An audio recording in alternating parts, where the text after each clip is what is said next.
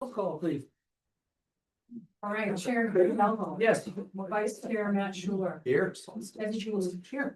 Alder Kathy Pink. This. Oh, Steve Rubus. Melanie Parma. She's online. From that beautiful new office. And Renita Robinson. He's online. Hi, folks. I like this. Very good. That's our, motion to approve the agenda. Second. Steve and Jenna, all those in favor, signify by saying aye. Aye. Opposed, motion carried. I'm sorry, Debbie. Oh, that's it, Debbie. All I right. said your letter was. No, I was saying. Approval of minutes on December 9th, please.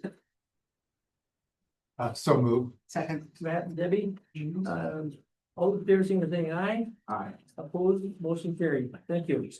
Regular order of business number 1. Consideration of possible action on amendment 1 to development agreement 24-05 with On Broadway Inc. for the redevelopment of 211 North Broadway tax parcel 4-71. Matt, please. All right, so back in September of 2024, the RDA and city approved development agreement 2405 with On Broadway Inc. to support the public market projects. 211 North Broadway.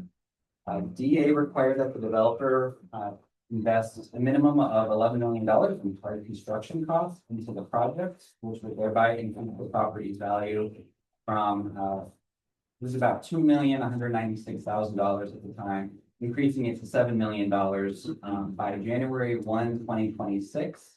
In return, the city agreed to provide a 95% ego incentive, capping out at $2,080,360. Additionally, the city agreed to apply for a pass-through $1 million state trust fund loan. Unfortunately, like a lot of major complicated developments, the public market project has faced challenges with increased construction costs, which has resulted in delays. The developer has requested an amendment to the development agreement, which includes extending the project completion date from December 2025 to no later than December 2027. We believe that hopefully will be done much earlier than that, but the DA would allow us to go out until December of 2027. Additionally, the amendment includes submittal of updated construction documents, the budgets, proof of equity, and proof of financing, all which would be required by May of this year. This wasn't included in the draft in the packet, but we'd also like to recommend clarification language be added that the $1 million loan would be issued once we receive those updated materials that are due in May.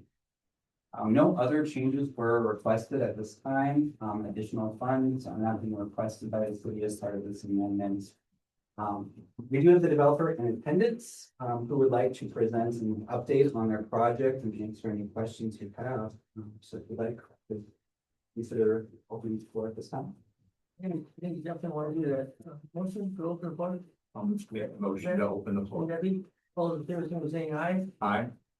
Motion carried. We are now open. Eric.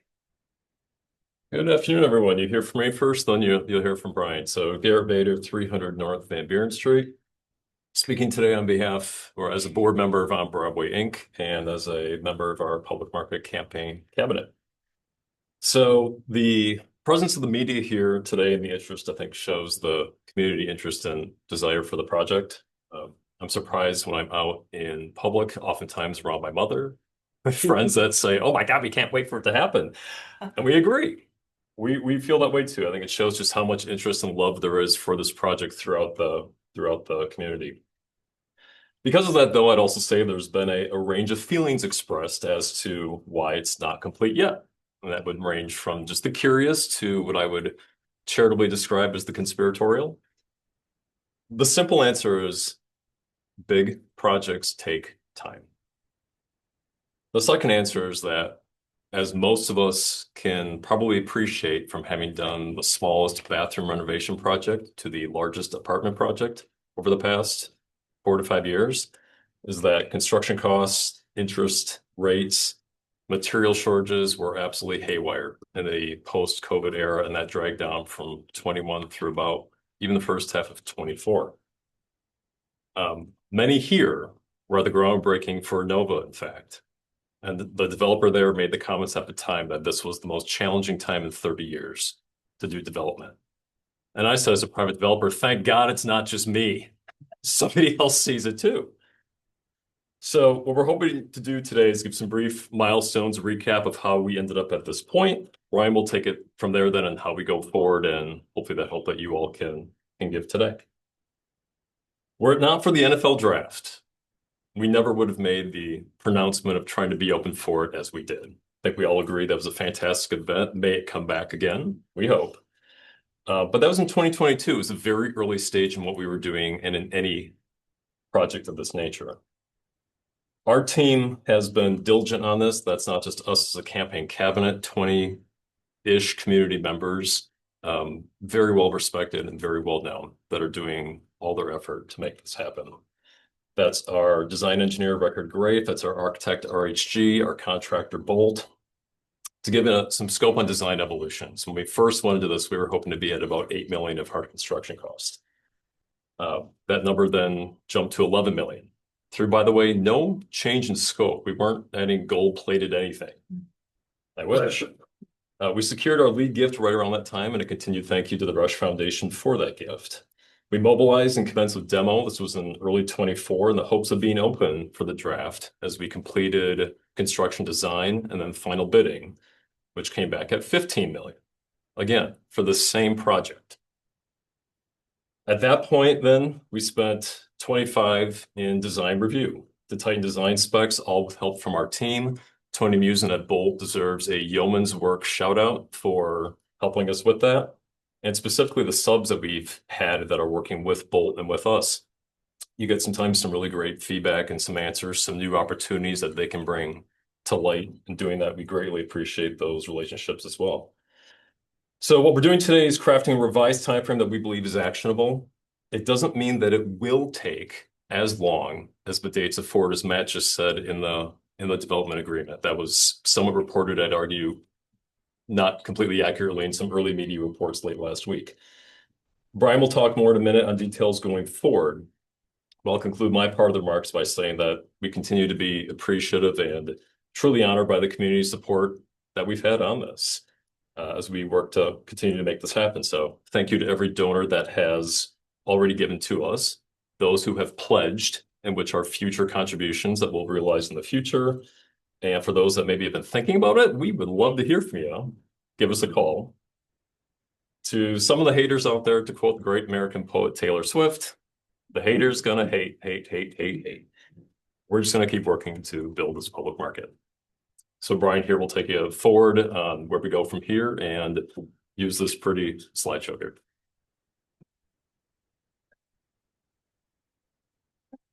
So Brian Johnson, President and CEO of On Broadway. While Garrett set the stage, my role is to maybe go through some of the numbers. And we recognize that normally, when the Redevelopment Authority hears from developers around really just a timeline amendment, you normally don't get this type of presentation, but we also recognize that there's a lot more interest and more questions around this project. And so our goal is to not only give this update, but be completely transparent with how things have been going, what the path is forward. And so with that in mind, we opted to create a revised budget that gives you, again, a little bit more information than typically you would require, but we think it's important so that the public also understands where we are and where things stand.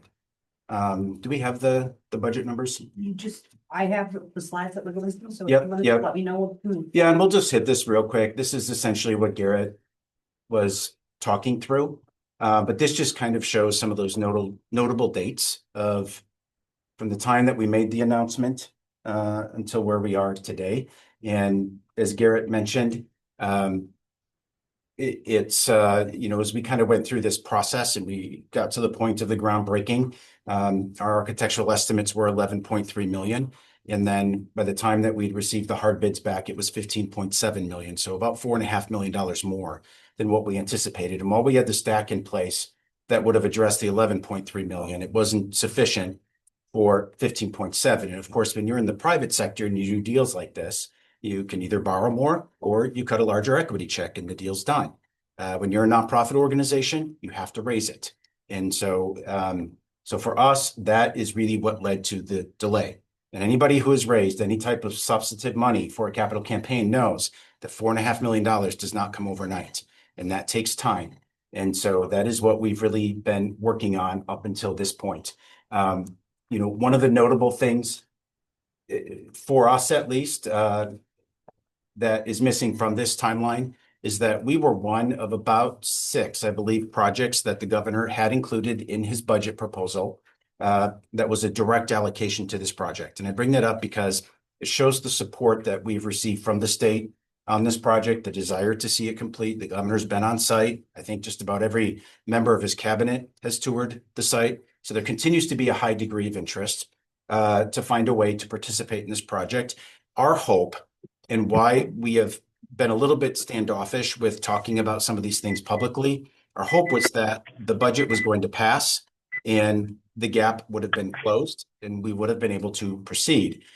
Of course, in the 11th hour, all of those 6 projects were removed from the budget. So, and directed to apply towards the state's, they call it the non-state facility grant, non-state owned facility grant. And so that is what's one of the things that is in our stack, but I just kind of wanted to give you that additional context because what we were learning and experiencing is every time we would say something, it would be taken as fact. And then of course, those things tend to run and evolve in different ways. And so we said, hey, let's just pause until we have facts and hard information that we can share. And today is that day. We're actually, well, I think, unfortunately, sometimes some of the stuff we've said have seen as viewed this as a negative. We're here today because this is a positive. We are incredibly excited to be able to announce this new timeline because it shows the path forward on this project. And in order for us to do that, we have to memorialize this amendment in the development agreement, which again has happened so many other times with developers who have been hung up for a variety of reasons. So with that, so our anticipated timeline in terms of what needs to be done over the next 18 months. So the first 3 months, really we have to close our capital campaign.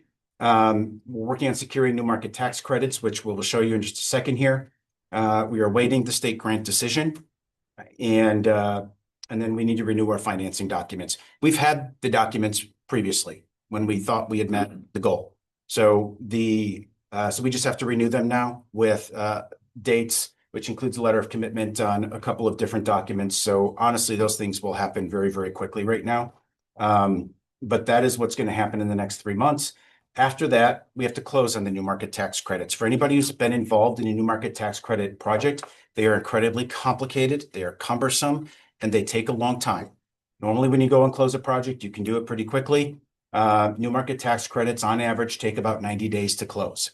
And so that is why we have 3 months set aside for that. Simultaneously and during that same period of time, we will be working on all of the legal documentation for the new entity. We'll actually be creating 2 separate entities, one that holds the real estate, and then the public market will be its own separate legal entity, an LLC, that will be wholly owned and operated by On Broadway, which will be overseen by On Broadway's board of directors. But we will also be building a governance structure for that, which is going to include some advisory boards and other key community partners to really help ensure successful management and oversight of the project. It is currently estimated that it will take about 9 months for construction, and Bolt is our contractor. So they obviously remain mobilized, but once all these pieces close, we'll get them back on site. And then 2 months is what we've allocated for tenant improvement. So you have tenants have to build out their spaces within the facility. So that's about the amount of time that's appropriate for that. And then a month or so of soft opening. So all told, about 18 months. So this is probably, you know, the numbers, of course, are the things that most people are interested in. And so I'm going to take a little bit of time, and I hope you'll indulge me as we do go through this line by line so that you do understand what's making up these numbers. So on the first, when you typically look at a capital stack, as a developer, you're talking about your sources and your uses. The equity, well, sources are typically grouped together in a couple different, buckets, including debt, mezzanine debt, obviously equity to a project. Ours is just categorized slightly different here because of the nature of us being a nonprofit. But the equivalent for us for equity into the project is the capital campaign. Our capital campaign goal is $8.5 million. On Broadway has $1 million pledged to this project that comes in a couple of different ways, which I'll explain shortly. And then we put this extra line item on here, even though it's very small, but Focus on Energy, $12,500. We've been working very closely with their team to ensure that the design around this facility is as energy efficient as possible. And that will create an energy tax credit that does come back to the project. On the government side, the city facade grant is $500,000. This was a competitive grant. This was funded by ARPA and was available for developers or businesses to apply to. And of course, we applied and were awarded this grant. So that is, and as you can see on the line next to it is pledged and has been received, but I'll go through that in a second. This line the next line deserves a little bit of an explanation. So the TIF net present value, it's a pay-go. So as most of you know, one, your TIF increment is only being captured on new value that is created by the project. No project, the city does not benefit from new value. The reason we have to put a net present value in here is because that is the pay-go, it's paid over 25 years, roughly, was the estimate, based on the new increment that we were anticipating would be created from this project. Obviously, $100 today is not the same as $100 25 years from now. So you apply a discount rate. Now, in this case, it gets a little bit further complicated when you're calculating the net present value because there are other factors that contribute to this, including your equity, as well as the cost of borrowing money. So that 8.54% literally comes out of a calculator to calculate your discount rate. Put in all the numbers into the formula, and it spits out this is the discount rate that you should be using. And so that gives us a net present value of $921,134. So the incentive is capped at $2.08 million over the course of 25 years. But if that were to come to us today in the form of a check, it would have the value of $921,000. So, and that's more than just inflation. Again, there are other factors like the cost of borrowing money that are included on that. County has awarded us $250,000, and that was a competitive grant application process as well. The state introduced this non-state-owned facilities grant program during the last biennium. We were awarded $500,000 within that cycle. Of course, at the time, we thought that was going to be enough to make the project move forward until the cost came back. So we've since had many conversations with the Department of Administration around this next cycle, and they have encouraged us, along with the support of some of our local state reps, to apply for the maximum. Last time in the grant round, it was 50% of total project cost. This time they capped it at $2 million. So we did apply for the $2 million. We have more than enough qualifying expenses for us to meet, frankly, exceed that cap, but $2 million is what we did apply for. And the DOA did confirm with me that there were other projects in round one that have been delayed for the very same reasons, meaning construction cost increases. So obviously we are holding an assumption there within our budget that $2 million would be awarded, but also disclaiming here that there's no guarantee because that is a competitive grant application.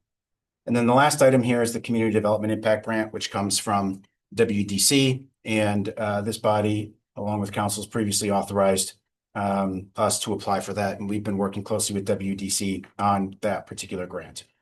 The next line or category, if you will, are the new market tax credits. For those not familiar with tax credits, they award you an amount, and then you have to reduce it. And on average, the cash equivalent of a tax credit is about 20%. So that's after You pay for your closing costs, your attorneys, everything else. So if you're given a $10 million tax credit, you can expect $2 million back in cash equivalent to the project.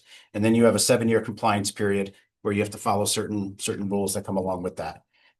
These things are complicated. You hire a consultant. And a consultant is the one that works with your community development entities to get the grant, the credits, and then helps you close. These were delayed a little bit because of the federal government shutdown. We anticipate that they'll be released soon if they haven't been already. And so the good news is that there is a double allocation this year, and that is on top of the $3.5 billion that still exist nationally that are out there. All that to say that we have met with 3 different consultants, and every single one of them has told us that this project will secure the maximum award, no problem. So not only because of the amount that's available, but because this project is shovel ready and it's ready to go, and it is highly attractive in the eyes of the CDEs who award these credits. So that is our projection there. Again, is 3.6 million would come cash equivalent into the project. And then the last bucket is the financing. So the first one is impact investing. This is really an emerging trend nationally where rather than just exclusively giving grants to projects, donors will lend to a project. And the difference there is rather than getting a 0% return on a grant, they get 100% return on the impact investing. We have 4 of our major employers here in our community who have all committed to lending $250,000 each to this project at 0% interest. And it's because they want to see this project happen and succeed, and they see the benefit to their business in the greater downtown area. The Wisconsin Trust Fund, which has been previously approved as part of the development agreement, is part of the closing stack. And then the gap financing. So like many projects, you take out a mortgage, and that is 7.75 million is the number that we are holding within our budget. And that is the number that has been previously underwritten and approved by our lender with a letter of commitment. Now, letters of commitment expire after a period of time. And when our closing was delayed because of the increase, that commitment has expired. But we continue to have conversations with our lender very regularly. And we are not anticipating any problem with having it renewed. It's just, obviously, we need to get to a spot where we're ready to ask them to renew it. So when we look at the amended dates that are being requested in the agreement, quite frankly, May 1st is, I would ask you that you keep it May 1st, but we don't think it's going to take that. So that is how this all comes together. Now I put the bridge loan on here because the bridge loan was also previously authorized at $6 million. So for anybody who has worked in a capital campaign knows that when a donor pledges to a project, it does not mean that they write you a check. It means that they make a commitment to pay that amount over a period of time. And that can range anywhere from 1 to 5 years on a capital campaign. And so what I'm showing in that middle column is what has been pledged to this project, which is that $7.3 million. And just to the right of that, you will see how much of that has been received to date, which is 1.6 million. That means when it comes to closing, you don't have that cash in hand. You have to create it somewhere. And that cash comes from a bridge loan that has a much shorter amortization period, which uses the pledges, the outstanding pledges, as collateral. So that means once all the pledges are received, that bridge loan is fully paid off and satisfied. The OBI equity portion, the 869,000, is what's in here as pledged. And that is because there are expenses that we have incurred as an organization that we have paid that are project related, that did not have a particular funding source tied to them. So it was just the organization's reserves that essentially paid those expenses off. And then, of course, the focus on energy. So under the OBI part in particular, you will see the pledge. And then, of course, just to the right of it, the received, there's a slight difference there. It's because we do have a $70,000 grant that was awarded to be able to use for some pre-development expenses on this project. The grant's been awarded, we just haven't received the money yet. Going to the next column under government, as I mentioned, the city facade grant is the only government pledge to this project that has been received. So I think that is very important to point out. And it was, again, a competitive grant, which had grant requirements contained within the grant agreement, and that those funds needed to be spent a certain way. And that filing has been given to the city. One of the biggest qualifying uses within that grant agreement was the architectural engineering design, but there were also some exterior facade improvements that will go along with the final project, where we had to pre-order materials and had paid our builder for those items. So we have not yet received the other items and don't really anticipate to receive them until we are ready to close. And that is what is really great about the new market tax credits, is as part of that closing process, they require that all funds are deposited into an escrow with a title company at the time of closing, and that project costs from that point forward then would be released out of there. So you cannot close without all of the sources being deposited at the same time, and that is not always the case in commercial real estate. So that, when you look at, again, sort of what's been pledged, the tax credits, we had a letter of intent for 8 million. Our CDE has indicated that funding is still available and has not moved on to another project. So we put it under there as pledged, but just like the financing, we just have to get the letter of commitment with a new date on it. And we actually have 2 other CDEs who have expressed a high degree of interest in this project, which again is another reason why we think this will get funded very quickly in the tax credit side. So as you can see on the received on the right-hand side, this is how much cash, including the equity that On Broadway has put into this project, has been received to date. So now if we can go to the next slide, quickly walk you through the uses, which has fewer lines. The construction. So as we mentioned, 15.7 million was what the hard bids came back at.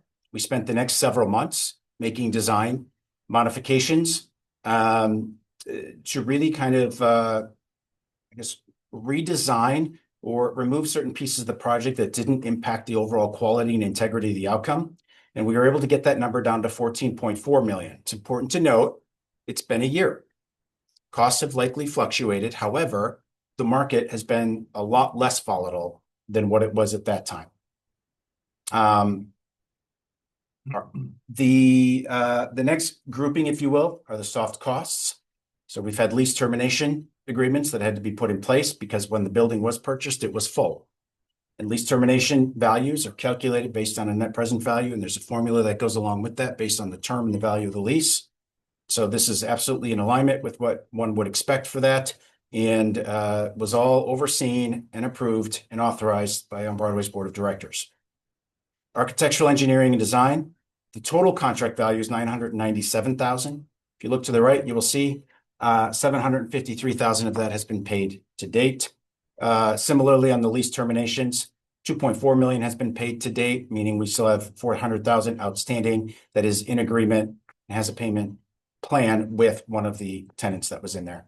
And on the construction side too, sorry, I skipped right by it, but on the construction side, we have paid to date just over 1.9 million in invoices. Percent for the art is a requirement as part of the development agreement. That is a $65,000 line item that will be an expense of the project. And then holding and closing costs.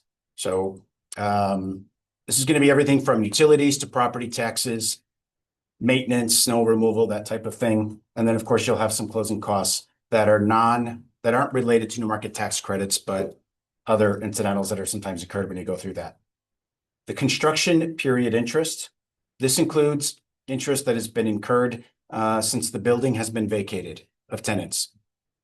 Prior to that, any interest incurred on the project would have been expensed as a normal operating expense as a real estate investment.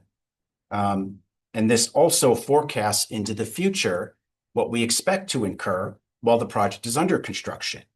So this will forecast through the end of December.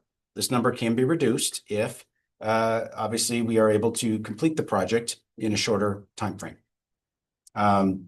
Because when you close the project and the lender gives you the funding, you don't have a year while the project's under construction to not make payments, right? You have to make payments during that construction period. And so that's why that's included in here. and then $1 million of contingency, which is a pretty standard line item for these types of projects. So our overall construction cost is 23.6 million, which is slightly higher than what we've talked about in the past, but that's because of the growth of the increase in the construction costs. And I think it's incredibly important for us to point out as well, this is a highly dynamic project. This is probably not the last time these numbers will change, especially when it is 6 months from now before we would close. And have the numbers changed over the last couple of years? Absolutely. That's what happens in these processes. And so we just really want to make a note that while these are the numbers as they stand today, that by the time we close, it could come back different. And then that's when it becomes incumbent upon us that if costs come up higher, well, you have to figure out where you're going to make up for that. If they come in lower, well, then, right, there's a potential to pay down debt faster. So that's where that piece stands. And as you can see on the right-hand side there, the formula is a little bit confusing because these don't follow like traditional financial statements. But we have, to date, we have paid 8.2 million in costs associated with the project. So we've only received 2.8 million. Where did the difference come from? That is the two line items that you see there, which is the primary mortgage, future value, and the construction line of credit. Construction line of credit of 3.738 million is an interest-only payment that we make monthly. So the interest is captured within the construction period interest line item. So that principal will be the same amount when it comes time to close. The primary mortgage future value does have an allocation every month to principal and interest pay down. And so future value is estimating 6 months from now what that principal balance will be.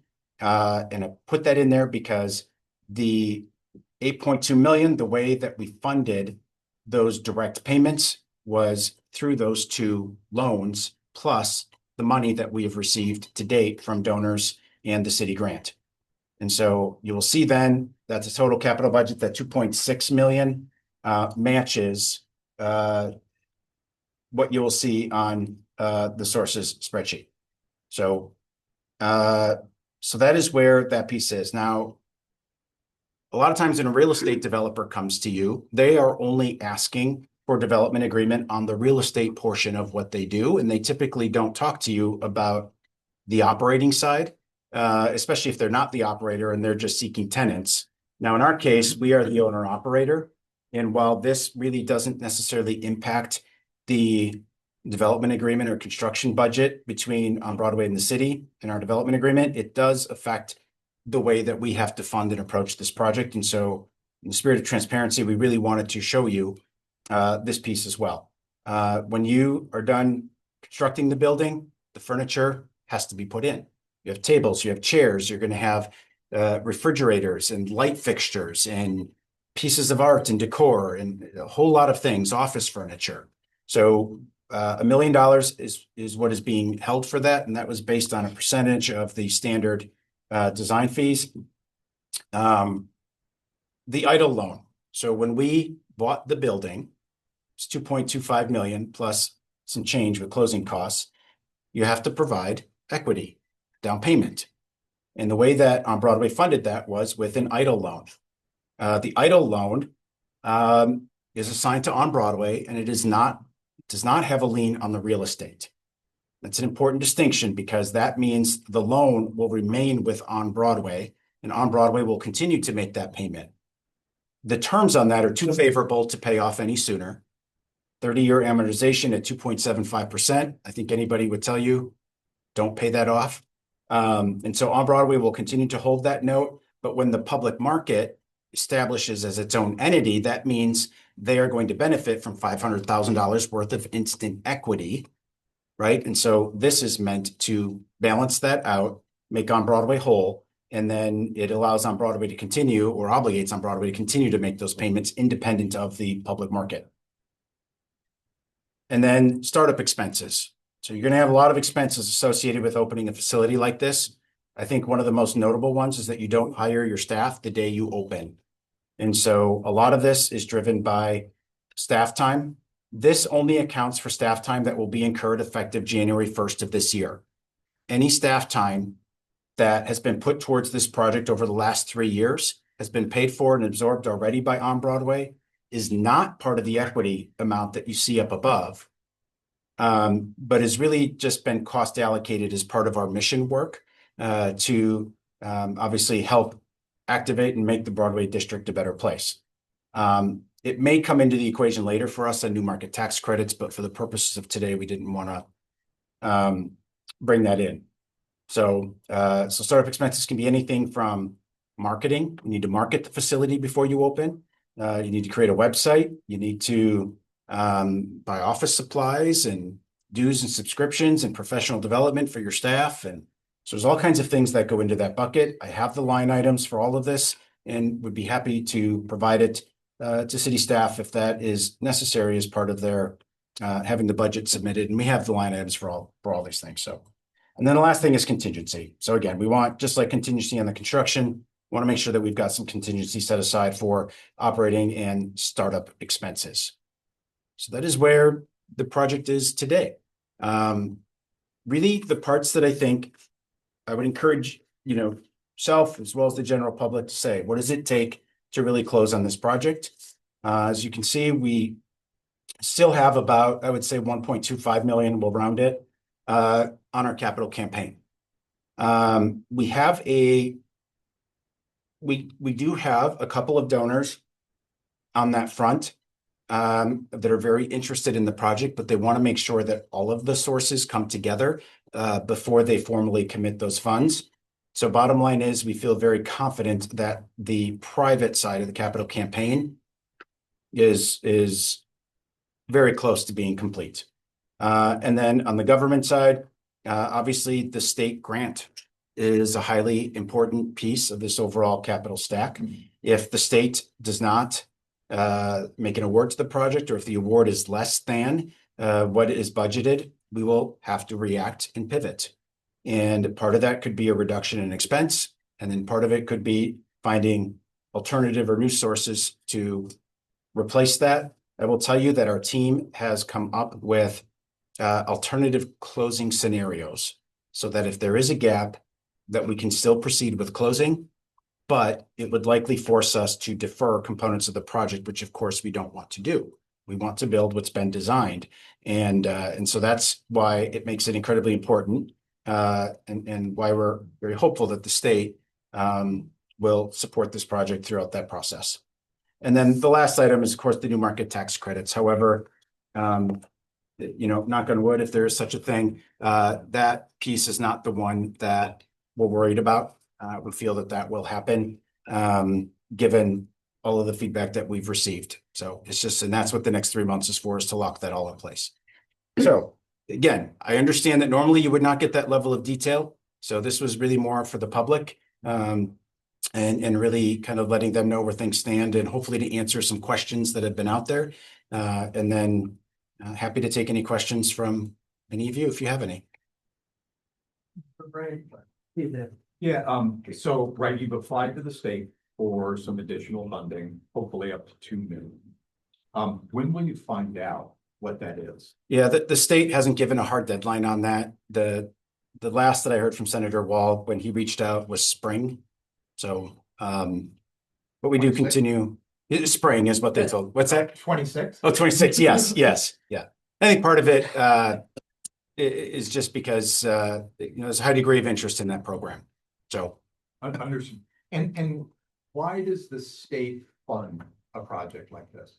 Because the last 2 state budgets have appropriated $50 million in each biennium for this purpose. And to qualify, it has to be a facility that is not owned by the state. So that can mean city, county, nonprofit, and it has to serve a public purpose. And obviously this facility is doing that. We've gone into great depth in other venues about the public purpose that this project serves. But it serves as almost kind of a quasi community center in terms of the nature of the programming that it will be offering on a regular basis.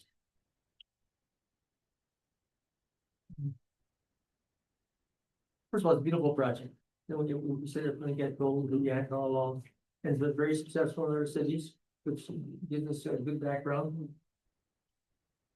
But with hindsight, which of course is 2020. But looking from the start to where we're at now, or anything that comes to mind that you had done differently way back then or?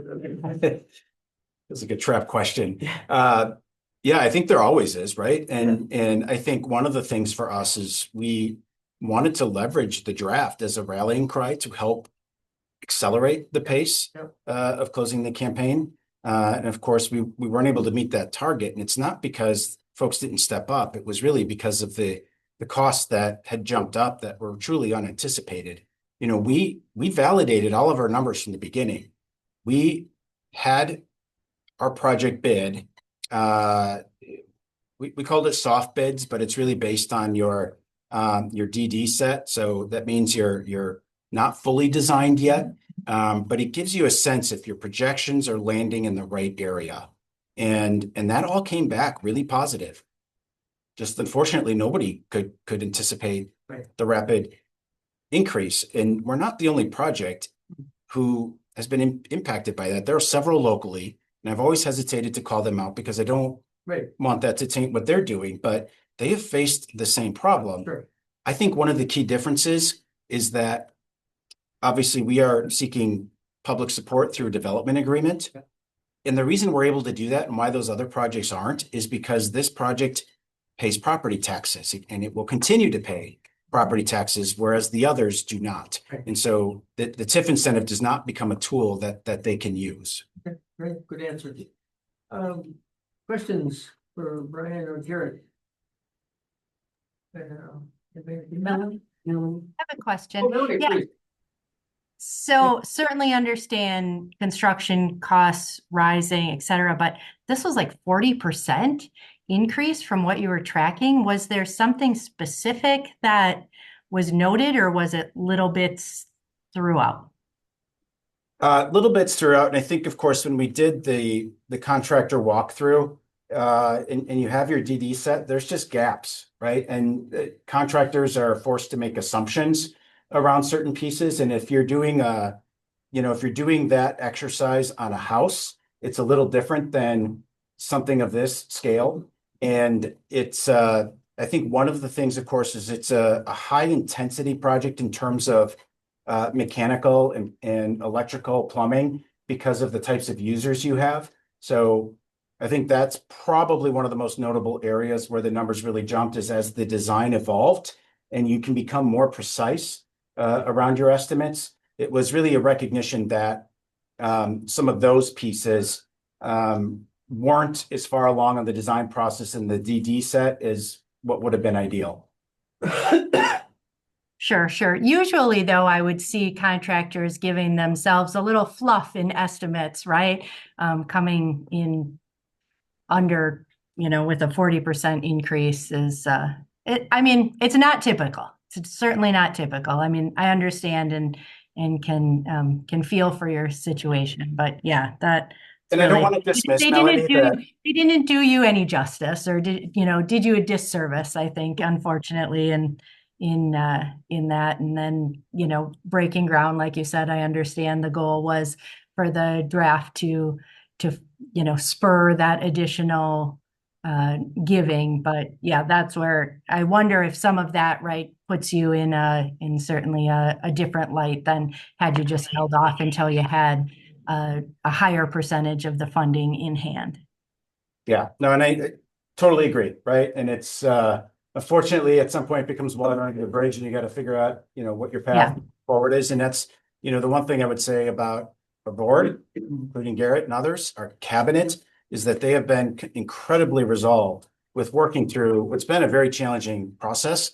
But the outcome is going to be incredibly fruitful and we're there. And, and I would kind of draw a comparison. Obviously, Milwaukee, we're familiar with, highly successful market. Madison is under construction and probably close to opening, but they spent 20 years to get to their project. And we're going to have this done in significantly less time. So in some ways, sometimes, as you guys know, PR is about narrative. We've done this at an incredibly accelerated and rapid pace, comparatively speaking. And Yeah. we're going to do it with 3 times the amount of private philanthropy, which is also important because it shows that our philanthropic community has been incredibly committed to this project. Do you feel confident in some of the unknowns, right? The state grant, et cetera? Are we still comfortable with the schedule we're proposing?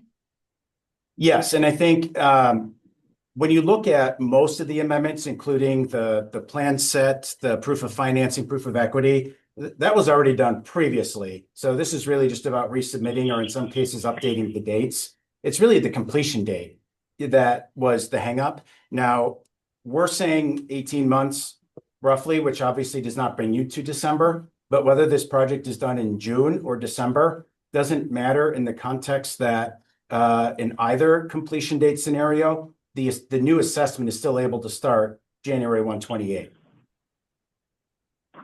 Okay. Yeah, I mean, and I agree with Gary that it's a great looking project, and I concur with everyone that it will be wonderful for the city. We got to just, right, keep her moving and get it across the finish line. Other questions for Brian or Garrett? Brian, or can you guys hear me? Yes. Yep. Okay, good. So Brian, are you saying that as of in May, you will know what you're going to get for the rest of the grants that you're applying for and the state grants and all that sort of thing? Based on the information that we have received, that's what we are anticipating, yes. But of course, we don't control the outcome of when they make that decision. So if that decision is delayed for any reason, we'll just have to communicate back to you. Okay, but there's no, I mean, you're thinking it's going to come but either way, we're going to know within the first 6 months of this year, or could be longer. Again, all I've got is the information that has been sent to me, and the expectation is that, that a decision will be made in spring. So it's Okay. yeah. I wish I could be more precise. Okay. No, I totally understand, because this is a great project. It will definitely add a lot to the downtown. So today we're here to discuss basically extending the completion date, correct? That's what you're looking for from us. Yeah, I think all the dates are obviously going to be amended. We have not previously requested that amendment because we didn't know what would be an appropriate date to request, because we needed to finalize some of the other things we were working on, including the design modifications. But obviously that is now done, and now we're coming to you because we feel like that this is the path forward, and these dates align with what we need. Okay. Other questions? Stephen? Okay. If not, thank you. Excellent presentation. Yep. Motion to go back to regular business, please. Steve? Debbie? All those in favor, signify by saying aye. Good. Aye. Aye. So we're back to regular order business. And Matt, I know you did this a little bit earlier, but could you recap again the changes to the original development agreement, which I believe we executed in March of 2025? Could you just recap again the changes with the new development? Sure. So we would be looking to extend the project completion date from December of 25 to December of 27. Again, I think it'll be completed earlier than that, but that would be the deadline, would be December of 27. That way we have assessed value by 1 month within improvements. Additionally, we'd be looking for submittal of updated construction documents, if there are changes, updated budgets, proof of equity, proof of financing. That would all be by May 26th.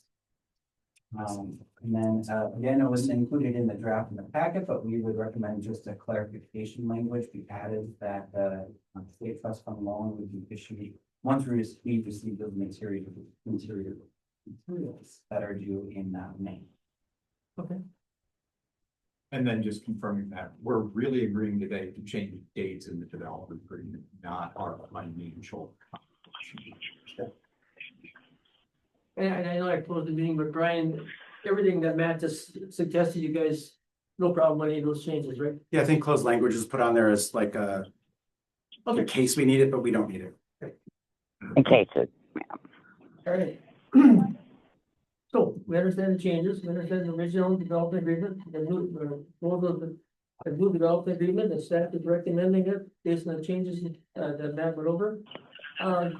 Questions or comments, otherwise I'll entertain a motion. Make a motion. I'll make a motion. Oh, go ahead. I'll second all right, this is an motion. All other interests? Okay. Yeah, so I make a motion that we extend it, and that we, move forward with making it happen. Steve, second that. Okay, questions or comments in regard to the motion? If not, all in favor of the motion, please signify by saying aye. Aye. Aye. Aye. Carried. Thanks, Brian. Thanks, Garrett. Great meeting. Okay. Yeah, nice job, you guys. Excellent meeting. Number two, consideration with possible action on 100-day planning options to GB Real Estate Investment LLC for 1531 Main. I'm gonna take that one, Gary. Oh, please. So 1531 Main Street is, a property that the RDA did acquire through the city surplus, process. It is a 1.83 acre site that is currently zoned, neighborhood commercial. And we did receive a, preliminary plan for the site for multifamily development with approximately 30 market rate rental units with a mix of 1-bedroom and 2-bedroom. This project has a preliminary construction budget of 4.4 million.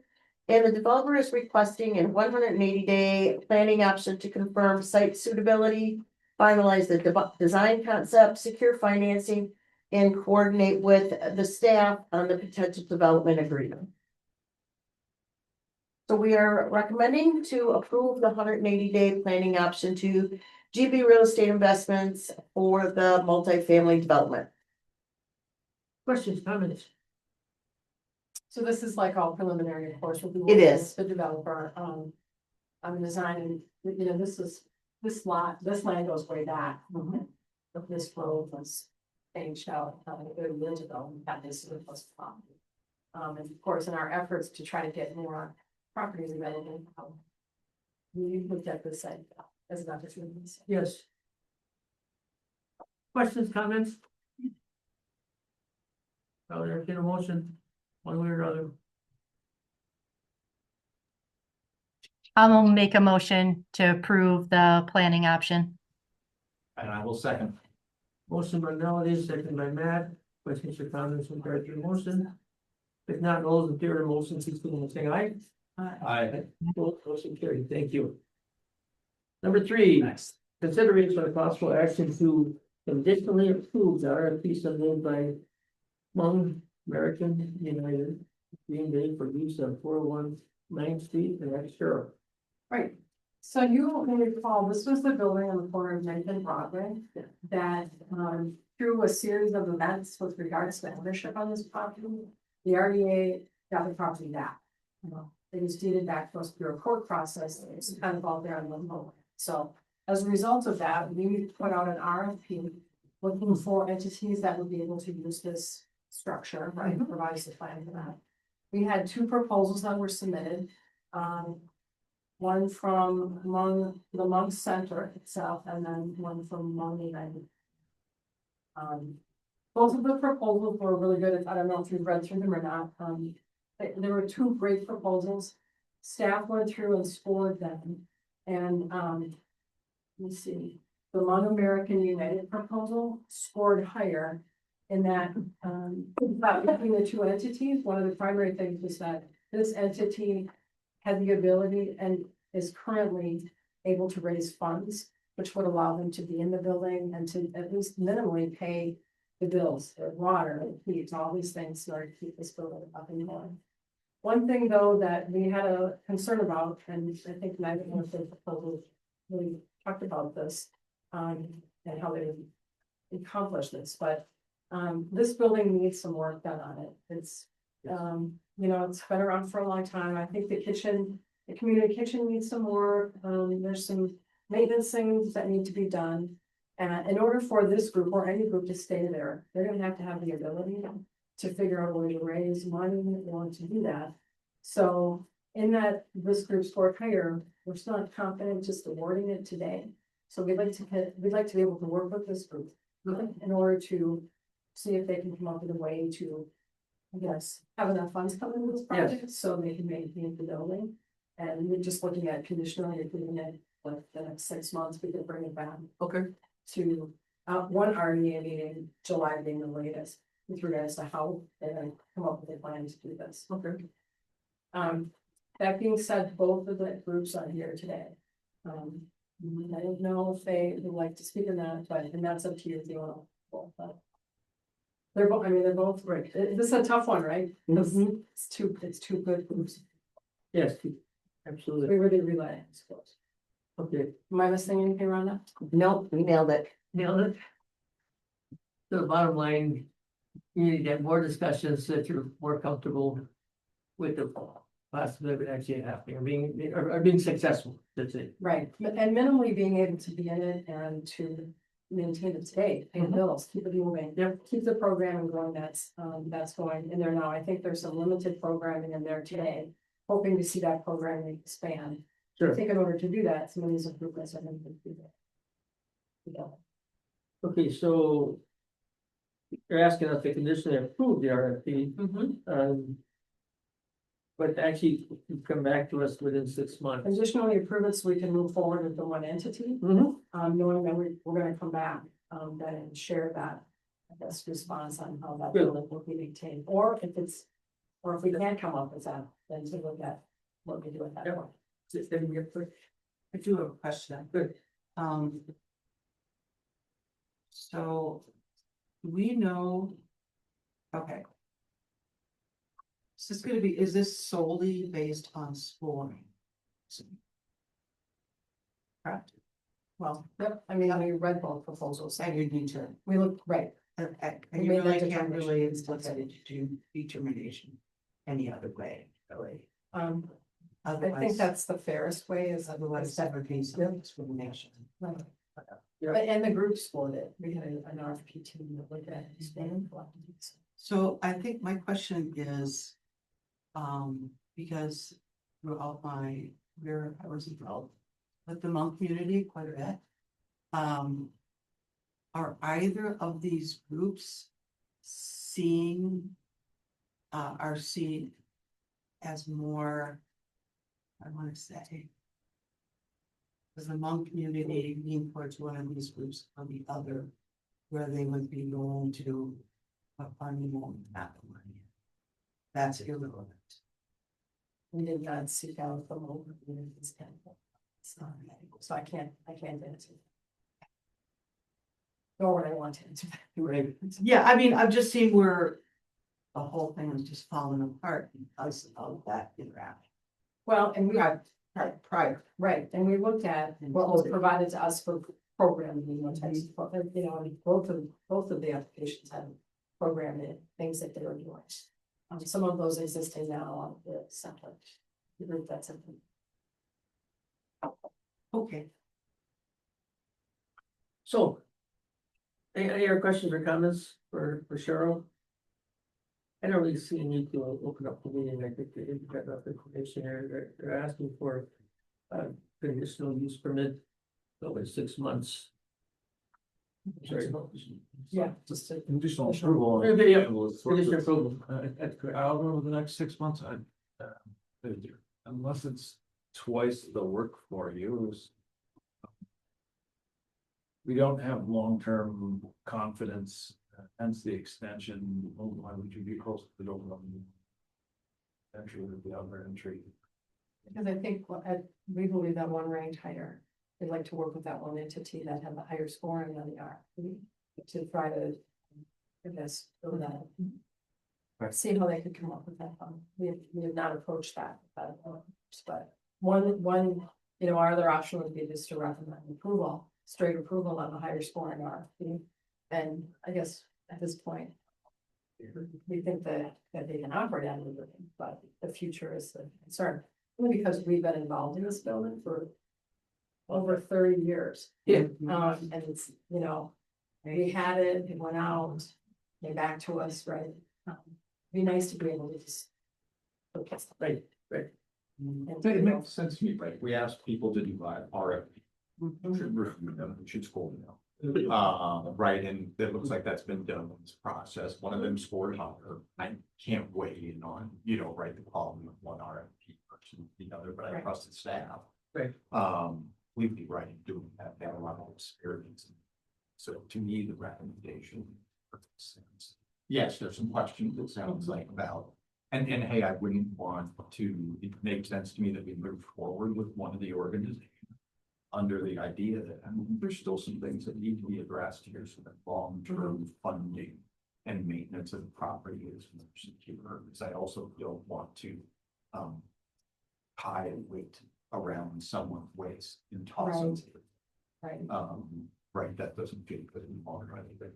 And I would love for both of the entities to work together somehow, which would be great if there would be a way to share those spaces and share those resources in the building. And I encourage that, of course, moving forward, but at this point, we chose one.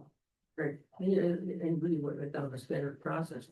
We have a key and we have a ranking system and we went through it and that's where we're at.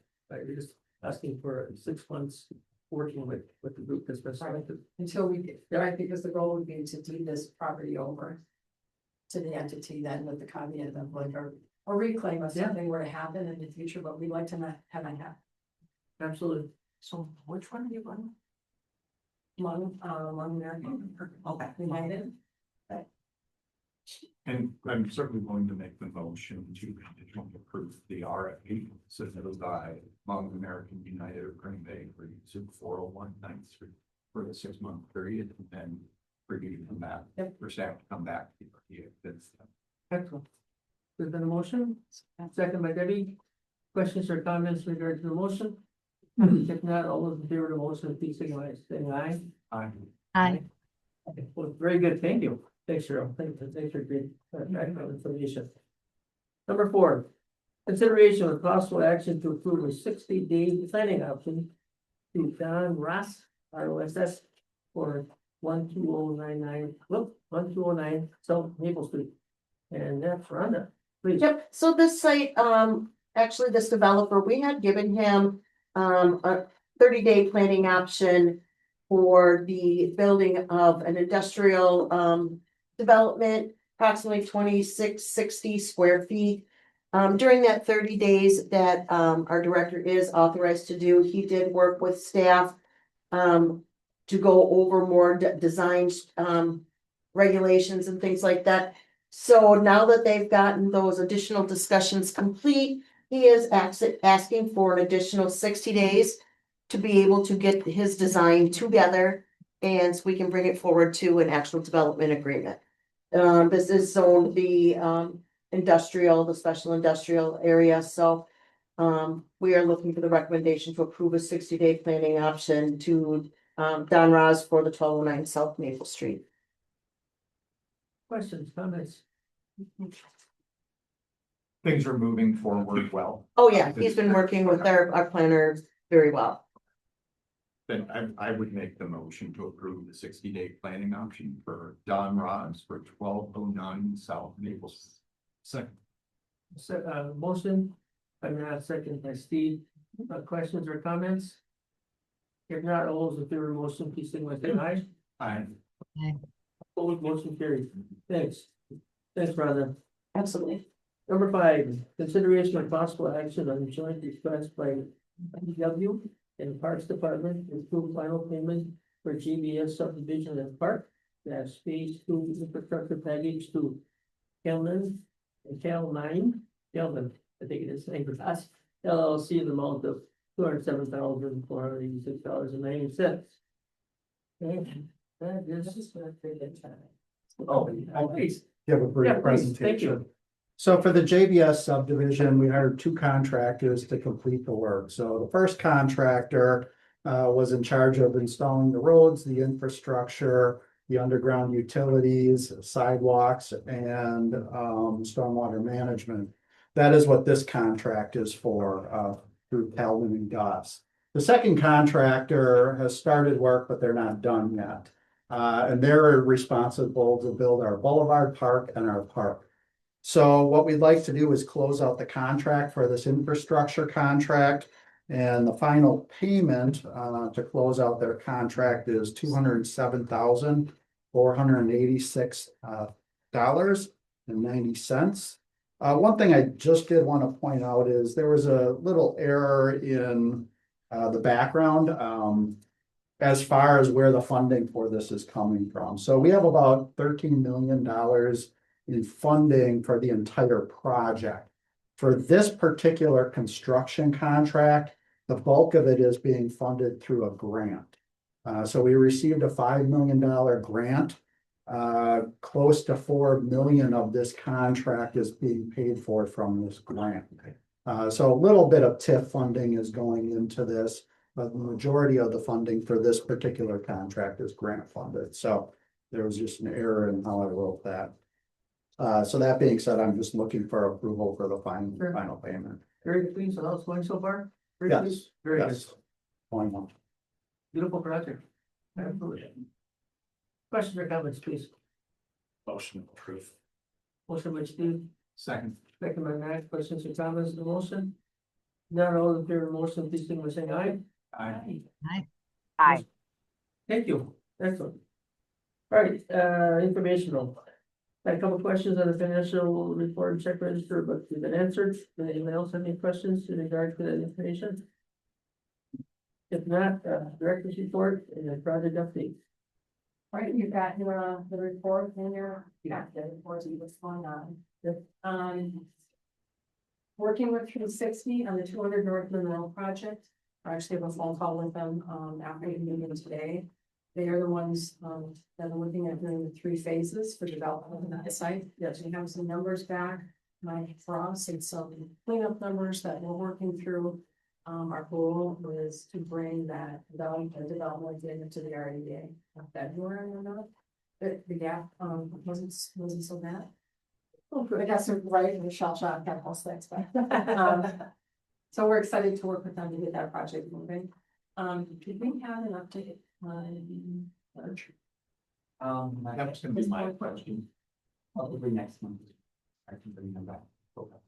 because I saw no right foundation permits and just didn't know if there was actually something that had been done. Yeah, they have submitted an early start permit application.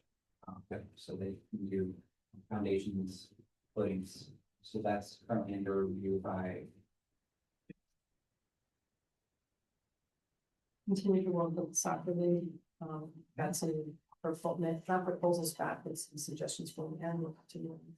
Find the perfect spot for them. Which is exciting in the city.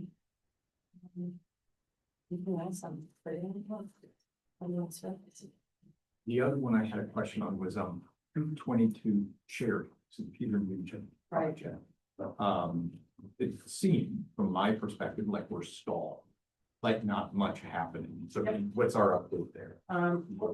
Our focus on that project, interestingly enough, is actually the 3 Corners site, the vacant land. Where the Mecca Music Building used to be. That vacant land, he owns that as well. We're trying to figure out a way to make that work that financially tied in. Yes. So we need to work on that. He's getting some numbers back to us on the environmental costs. On how we can remediate that site right up to code, because we can't let that sit out any longer. We've got to move forward. It's really deterrent to that. And so I think when we can figure out what's going to happen with that site, which we're actually working on, that will tie that documentation. Okay. Right. You might remember several months ago, the RDA approved a determination for that site. Yep. Which allowed us to address some things, but environmental and DNR, and so we've been busy working. Hope to have more information soon. Thanks for the update. This is very useful. Really appreciate that. I did see an ad too, if you want to run to the town department. Yeah. Pop out. Releasing, all right. Free leasing, is exciting. Oh, really? Yeah. Anything? Oh, I know, I did have one more. Good, oh, please. There's old fire station one, Oh, yeah. and across the street, there's a lot. But empty for years, and now there's a fence up. Is that about the sewer work that's holding from the sewer? Okay. Yes. City or whatever. Yes. We were all very excited. All around the station. Why haven't I heard of this? It's new water. Any other questions? Which is a project, so that's good too. Yeah, that'll be done. So that's good. Any I'm other sure I'm questions? messy some. But there's no. I'm sorry. Oh, yes, that's, right now they're looking at that. And oh, we're good in there. Yeah, fair amount of demolition because. There might be some beautiful design work happening. Oh, there you go. Let's see. Any other question with Cheryl, Matt, Mayor, or anybody on staff? If not, I'm gonna ask for liaison updates, Jeff. No major updates at this point. Happy to answer any of your questions, but things are off to a good start for the year. Yeah. At the Winterberg Code, Winterberg, and Good, very good. Brooke online? No. I'm here. Any updates? All right, for you, Brooke? I think it's something On this? Anything you wanna give us the information on? Brian, any information on Broadway projects or anything that you wanna give us information on? It's up to you. Okay. I think we did all right. Yeah, I think you did it right. Absolutely. Okay, our next meeting is February 10th. With that in mind, motion to adjourn. So move. Matt, Second. please, all those listening, saying aye.